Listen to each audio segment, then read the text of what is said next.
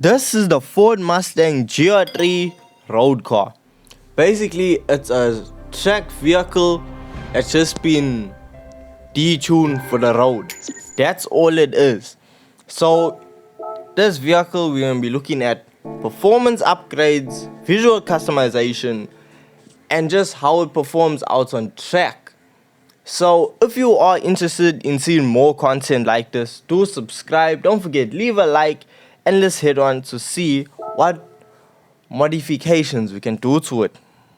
So right now we see that the Ford produces 502 brake horsepower and it weighs 1500 kgs. And after upgrades, the Mustang only produces 661 brake horsepower. Weight stays the same, and this is because there are no real upgrades for this vehicle. You can upgrade the supercharger, adding the intercooler, and that's it. Everything else is locked. So then, customization.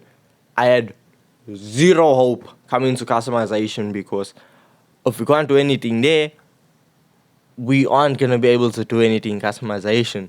So, obviously, you can't wide body. It's already comes stock wide body. You can't add extra onto that. When it comes to bumpers and all of that,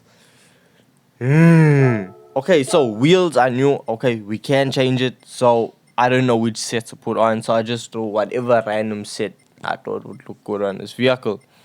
So the fitment on this vehicle standard is trash. They have the car set to the highest height right.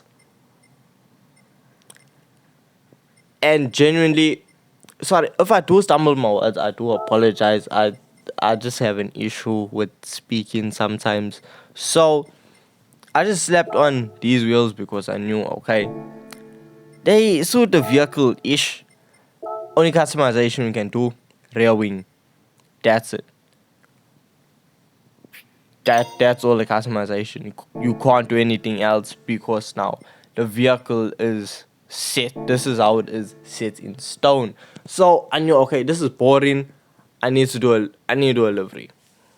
And oh my days, did I not find the best livery out there. So it's a Celine inspired Mustang. It looks so freaking sick. So I knew the next step I had to do was I need to slam this thing on the ground. I'm talking about I want a terrible ride. This thing needs to be pantsy on the ground. Scraping everywhere it goes, cutting speed bumps. One time, genuinely, it just needs to be low as it can be. And when I tell you, you need to slam this vehicle, it's a must. If you don't slam the vehicle, don't even buy the vehicle. Genuinely, it looks so good now lowered. Wow. Okay, we then took it onto track to see top speed, how it handles around some turns, if we can drift, and then drag racing. So let's go. So top speed of this vehicle, trash. Genuinely, it's doing 305 kilometers per hour, and it can't go no more. It is struggling to get to 306. I mean, if you compare it to the Mustang in the previous video, we were doing damn near 350. We were doing 345 and then going downhill, clock over 350 kilometers per hour. And this, the road version of the race car, can't even get to 350, can't even get to 345. It's bad. Genuinely, it's bad. After assessing that appalling top speed, I had to hope that this vehicle would somehow even make it into a top 10. I had zero hope. I knew this vehicle needed to pull through when it came to corners because straight line, there was no way it was gonna make up any ground. So now coming into the first turn, it is so slow, genuinely. So this vehicle actually does suffer from understeer. I don't know how, because 600 horsepower rear wheel drive, how is it suffering from understeer? It shows out massive flames, so I'll give it that. But genuinely, somehow, it's understeering. I don't know, physics-wise and all of that, I don't know. But I knew, okay, I have to floor it wherever I can. just be gentle around the turns. We don't want this car to start smoking up the tires, and then once you start sliding and all that, you're just wasting time. You aren't going forward, you're not getting a fast lap.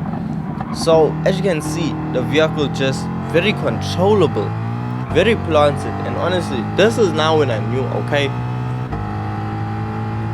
I can see how it was taken from the race car. Along the embankment, it struggles. You saw the top speed, trash. We can't help that. Now, as you come in, I was a little bit concerned about the brakes, but I knew, okay, race car, race brakes, obviously. So we just put it there and just quickly zigzag through the chicane, and then we were back onto the embankment. So if this vehicle had a lot more power, this vehicle would be so high up on the list. But it's because of the embankment being so long, and it just needs, your vehicle needs power if you have any hope of making it along the list, and this vehicle does not have power. We set a 1 minute 47.2, and they actually put us in 9th place. So no, this car, it struggles with the straight lines. So I'm surprised it even made it into the top 10. So well done to Ford Mustang. So when it comes to drifting, I genuinely didn't have any idea what to expect, because it doesn't have straight line speed, but it can handle. So is that a good mixture for drifting? So we at Tsukuba now. Generally, we need to see what type of a score we can get. Almost spun out before we even got to the first turn.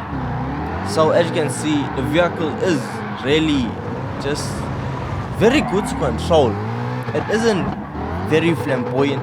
It does have this weird thing where it will fight you back. It wants to straight line, and as you can see, you just have to fight the steering a lot to now get it to go around the corner. It's not just lock the steering wheel and go one way.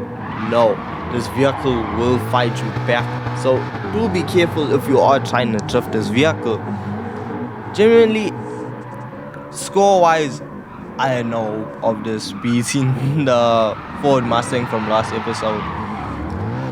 I was expecting this vehicle to get, let's say, a mid 29,000 score, but it's very close when it comes to the top 10. Obviously, as you can see, we gotta cheese the points. We gotta try and find a way to put this vehicle higher up in the leaderboard. As you can see, this final turn, I would have loved a bit more smoke, a bit more angle, because practically I'm going in a straight line over there.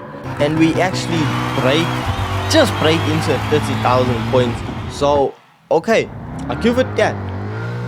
It did slightly better than I expected, and it actually came 6th on the leaderboard. So it's not in the top 5, but it could go into the top 5. That's the thing. Okay, so then we did some drag racing, put it up against the Audi TT just to see how well it will do. And honestly, I stepped on the light, so the TT did get a jump on me.